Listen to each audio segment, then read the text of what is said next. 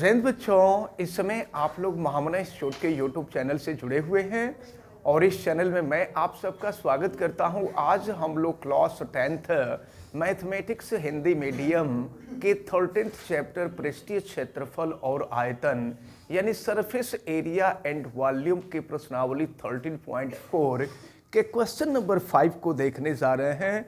Question number 5 थोड़ा सा technical question है, आप सभी लोग ध्यान से समझिएगा और बुक खोल लीजिए। बुक खोल करके सभी लोग अपने बुक में देखें। क्वेश्चन नंबर 5 आपको दिया हुआ है 20 सेंटीमीटर ऊंचाई और शीर्ष कोण 60 डिग्री। देखिए तो ऊंचाई जो दी गई है 20 सेंटीमीटर दी गई है और शीर्ष कोण 60 डिग्री। देखिए ये पूरा कोण जो होगा, यह पूरा कोण हो जाएगा 60 डिग्री। ये पूरा कोण शीर्ष कोण कहलाता है। शीर्ष कोण 60 डिग्री। तो सुन लीजिए, जब पूरा कोण 60 अंश होगा तो इसका आधा वाला जो भाग होगा वो 30 अंश का हो जाएगा, 30 डिग्री का हो जाएगा। यानी ये हो जाएगा 30 डिग्री का और ये भी हो जाएगा 30 डिग्री का, दोनों 30 डिग्री का हो जाएगा। और आपसे कहा जा रहा है 20 सेंटीमीटर ऊंचाई और शीर्ष कोण 60 डिग्री वाले एक शंकु को उसकी ऊंचाई के बीचों बीच से होकर जाते हुए तल से दो बराबर भागों में काटा गया। समझ रहे हैं क्या कहा जा रहा है? ये इसकी ऊंचाई है 20 सेंटीमीटर और ठीक बीचों बीच से, ठीक बीचों बीच का मतलब 10 सेंटीमीटर की ऊंचाई से, ऊपर से भी ये 10 सेंटीमीटर है, नीचे से भी 10 सेंटीमीटर है और 10 सेंटीमीटर ऊंचाई से इसको काट दिया गया है। यहाँ से काट दिया गया। और सुनिए, जब काट करके ऊपर वाला भाग निकाल लेंगे तो छिन्नक हो जाएगा। तो अब आगे देखिए क्या कहा जा रहा है, जबकि तल शंकु के आधार के समांतर है। ये शंकु का आधार है, इधर जो देख रहे हैं ये शंकु का आधार है और ये जो तल काटा गया है यह तल शंकु के आधार के समांतर है। और देखें, यदि इस प्राप्त शंकु के छिन्नक को, अब यहाँ जो छिन्नक प्राप्त हो रहा है उस छिन्नक से एक तार बनाया गया। देखिए हम मान लेते हैं कि यही तार बनाया गया है, तो तार जो होता है वो बेलन के आकार का होता है। तो आपसे कहा गया है कि इस शंकु से एक तार बनाया गया है और इस तार का जो व्यास दिया गया है 1/16 सेंटीमीटर दिया है। इसका व्यास 1/16 सेंटीमीटर दिया है। तो कहा जा रहा है कि इस छिन्नक को, ये जो छिन्नक है इसको बदल करके यानी इसको गला करके एक तार के रूप में बदल दिया जाता है, एक तार बना दिया जाता है। तो बताइए कि इस तार की लंबाई क्या होगी? देखिए ये जो तार बन रहा है ना, यह तार बेलन के आकार का बन रहा है और बेलन के आधार की त्रिज्या हो जाएगी। इसकी लंबाई जो होगी, बेलन की लंबाई बेलन की ऊंचाई के बराबर होती है। तो अब जरा ध्यान पूर्वक देखें, इसको सॉल्व करने से पहले कुछ बातें ऐसी हैं जिनको हमें ज्ञात कर लेना जरूरी है। जैसे कि ये देखिए, ये जो नीचे वाले आधार की त्रिज्या R1, जो बड़ी त्रिज्या होती है वो R1 होती है और जो छोटी त्रिज्या होती है वो R2 होती है। तो हमको R1 और R2 का मान ज्ञात करना है। एक काम करते हैं, इसको हम A मान लेते हैं, इसको B, इसको C, इसको D और इसको E मान लेते हैं। ज़रा ध्यान दीजिएगा, ये पूरी ऊंचाई जो है ये 20 सेंटीमीटर है और ये आधी ऊंचाई है तो ये 10 सेंटीमीटर हो जाएगी। तो देखिए त्रिभुज ADE में, क्योंकि हमको R1 R2 का मान नहीं मालूम है, हमको यहाँ से R1 R2 का मान ज्ञात करना है। त्रिभुज ADE में, त्रिभुज ADE में देखिए ये कोण है, ये 30 डिग्री है। कोण के सामने की भुजा लंब है और ये आधार है, तो लंब और आधार में tan का रिलेशन होता है। और यहाँ पर जो एंगल है वो 30 डिग्री का है, तो ये हो जाएगा tan 30 degree is equal to कोण के सामने की भुजा लंब, तो लंब बटा में ये आधार हो जाएगा, तो लंब है R2 और बटा में आधार जो है वो यहाँ से यहाँ तक हो जाएगा। कोण के सामने की भुजा लंब होती है, तो R2 लंब हो जाएगा और आधार हो जाएगा 10 सेंटीमीटर। तो tan 30 डिग्री की वैल्यू 1/√3 होती है। ये है आपका 1/√3 इज इक्वल टू R2/10। तो अगर यहाँ से R2 की वैल्यू हम निकाल लें तो देखें R2 की वैल्यू होगी ये 10/√3 सेंटीमीटर। ये R2 का मान हमको निकल गया। अब हमको R1 का मान निकालना होगा। तो जानते हैं R1 का मान निकालने के लिए हम त्रिभुज ABC को लेंगे। देखिए यहाँ लेते हैं त्रिभुज ABC में, देखिए जब R2 निकालना था तो छोटा वाला त्रिभुज लिए थे, हमको R1 निकालना है तो बड़ा वाला त्रिभुज लेंगे। यहाँ भी कोण 30 डिग्री है, पूरा 60 है, आधा कर देंगे 30 हो जाएगा, और कोण के सामने की भुजा ये लंब हो जाएगी, ये आधार हो जाएगा।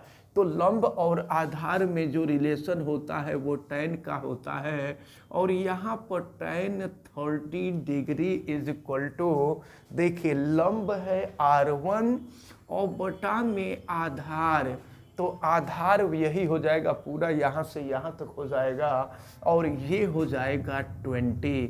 तो चलिए हम वैल्यू निकालते हैं। tan 30 की वैल्यू आपने ऊपर देखा ही है, 1/√3 इज इक्वल टू R1/20। अगर हम यहाँ से R1 की वैल्यू निकालें तो ये हो जाएगा 20/√3 सेंटीमीटर। चलिए अब हमको R1 R2 का मान निकल गया।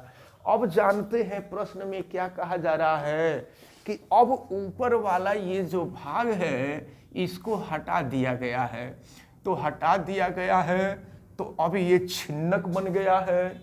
तो ये कहा जा रहा है कि इस छिन्नक को तार में बदल दिया जा रहा है।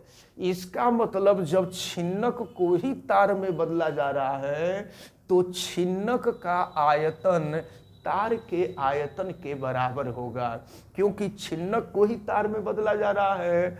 तो छिन्नक का आयतन आपको मालूम है, छिन्नक के आयतन के लिए हमने फार्मूला बताया था। देखें छिन्नक का आयतन V इज इक्वल टू हमने आपको बताया था 1/3 पाई h, 1/3 पाई h, और फिर R1 square plus R2 square और प्लस R1 R2, यही हमने आपको फार्मूला बताया था।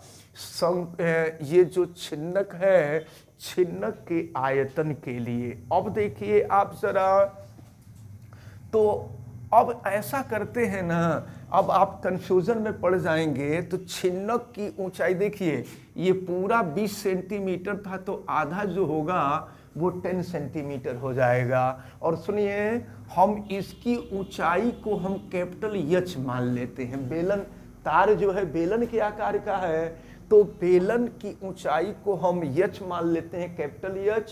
और बेलन का आयतन क्या होता है आपको मालूम है, पाई R स्क्वायर H होता है। तो ये हो जाएगा पाई R स्क्वायर और ये हो जाएगा कैपिटल H। तो आपसे पूछा जा रहा है, तार की लंबाई ही पूछी जा रही है, तो तार बेलन के आकार का है, तो तार की लंबाई वही होगी जो बेलन की ऊंचाई होगी, और बेलन की ऊंचाई को हम कैपिटल एच मान लिए हैं, हमको कैपिटल एच ज्ञात करना है। लेकिन एक काम करते हैं, देखिए पाई इधर के तरफ भी है, पाई इधर के तरफ भी है, पाई से पाई को हम कैंसिल कर देते। एक काम और कर देते हैं, चलिए हमको कैपिटल एच का मान निकालना है, तो आर स्क्वायर को हम इधर ला देते हैं। देखिए capital H is equal to, हम सीधे फार्मूला निकाल लेते हैं, इसके बाद सबकी वैल्यू यहाँ रख देंगे। कैपिटल एच की वैल्यू जो होगी वो देखिए small H R1 square plus R2 square plus R1 R2 और बटा में ये थी तो पहले से ही नीचे था, और ये R स्क्वायर यहाँ आ गया। अब हम सबकी वैल्यू रख लेंगे। देखिए आपको R1 का भी मान मालूम हो गया है, R2 का भी मान मालूम हो गया है। अब सबकी वैल्यू हम रख देते हैं, और R जरा देख लीजिए कि R क्या होगा। ये देखिए ये व्यास दिया हुआ था, तो व्यास का जब आधा करते हैं तो त्रिज्या निकलती है। तो ये स्मॉल r, ये 1/16 प्रश्न में दिया था कि व्यास 1/16, इस तार का जो व्यास 1/16, तो त्रिज्या निकालेंगे तो इसका 1/2 कर देंगे, व्यास का आधा होता है। तो जब आधा कर देंगे तो ये क्या हो जाएगा, 1/32 सेंटीमीटर हो जाएगा। ये जो तार बनेगा इस तार की त्रिज्या 1/32 यानी 1/32 सेंटीमीटर हो जाएगी। अब हम सबके मान को यहाँ रख लेते हैं, रख करके सॉल्व कर देते हैं।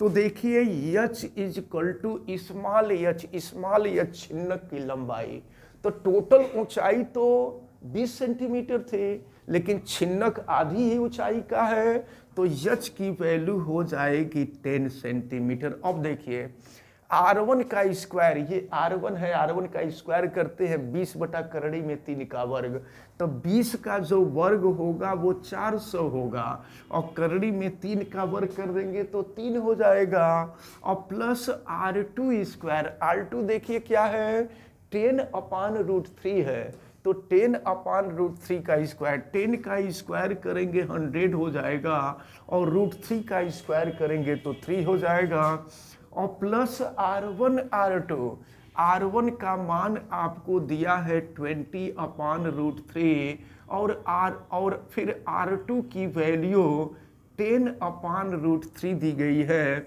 और नीचे देखिए 3 और R का स्क्वायर यानी 1/32 का वर्ग। तो जरा देखिए 1/32 का वर्ग करेंगे तो 1/32 गुणे 1/32 हो जाएगा। अब हम लोगों को इसे सॉल्व कर लेना है। तो h इज इक्वल टू 10, जरा देखिए आप यहाँ पर ये 400/3 और 100/3, 500/3 हो जाएगा, तो इसको हम कर लिए 500/3 अधन। जरा ये देखिए 20 में 10 का गुणा करेंगे तो ये हो जाएगा आपका 200, और करड़ी में 3 गुणे करड़ी में 3 करेंगे तो 3 हो जाएगा, और नीचे देखिए क्या आएगा, ये है आपका 3/32 गुणे 32। अब इसको हम सॉल्व करेंगे। चलिए इधर हम आ जाते हैं, h की वैल्यू अब हम निकाल रहे हैं, ये है आपका 10, और ज़रा देखिए 500/3 धन 200/3 700/3 हो जाएगा, ये 700/3, और जब सॉल्व करेंगे ना तो ये 32 गुणे 32 जो है ऊपर चला जाएगा।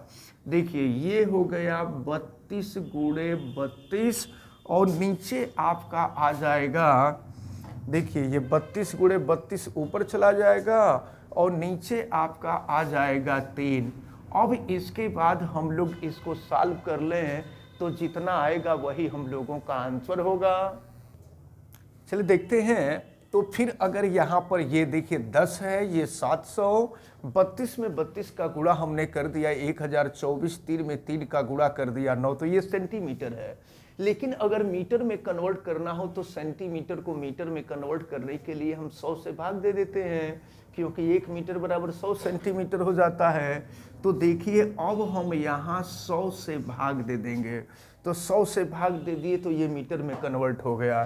तो यहाँ से देखें ये 2 जीरो हट गया और फिर यहाँ पर एच बराबर देखो ये 7168 है और 7168 में हम 10 से गुणा कर दिए तो ये 7168 है और 10 से गुणा कर दिए यहाँ हो गया।